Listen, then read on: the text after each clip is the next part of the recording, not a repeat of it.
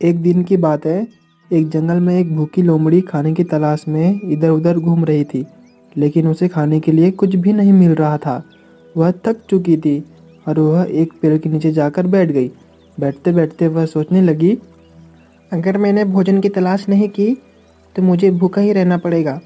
इसके लिए मुझे शिकार ढूंढना ही पड़ेगा। इतना कहकर वह उठी और फिर खाने की तलाश में घूमने लगी। लोमड़ी को न तो शिकार मिल रहा था और न ही कोई फल। लोमड़ी को समझ नहीं आ रहा था कि वह अपनी भूख को कैसे शांत करे। खाने की तलाश में लोमड़ी जंगल से बहुत आगे निकल चुकी थी। इतनी दूर चलने के बाद भी उसको शिकार और फल दोनों नहीं मिला। खाना न मिलने के बाद भी वह रुकी नहीं और आगे बढ़ती रही।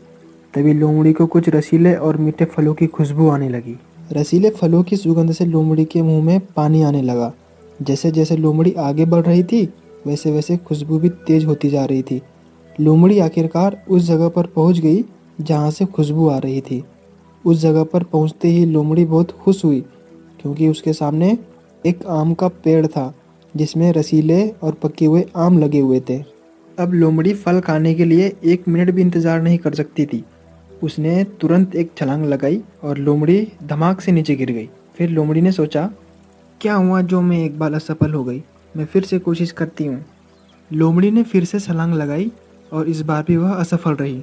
ऐसा करते करते लोमड़ी 4 से 5 बार कोशिश की, लेकिन वह असफल रही। हर बार असफल होने के बाद लोमड़ी सोचने लगी, मैं इतने ऊपर नहीं पहुंच सकती।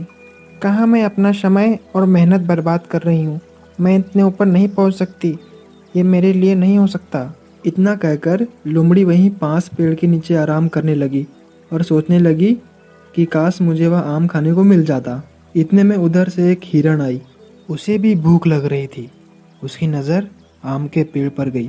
तभी उसने सोचा, आम तो इतने ऊपर है, मैं कैसे तोड़ूं? और मुझे भूख भी जम के लगी है, कुछ तो करना पड़ेगा।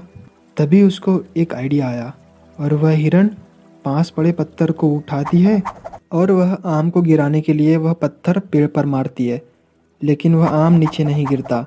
उसने 2 से 3 बार प्रयास किया, तब भी आम नीचे नहीं गिरा।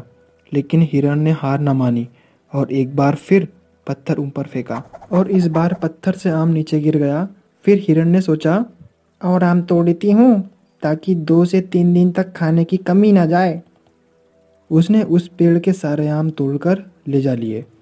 दूर से लोमड़ी यह सब देख रही थी और मन ही मन सोच रही थी, मेरी किस्मत ही खराब है। मैं उस समय यह सोच लेता तो मुझे आम खाने को मिल जाते।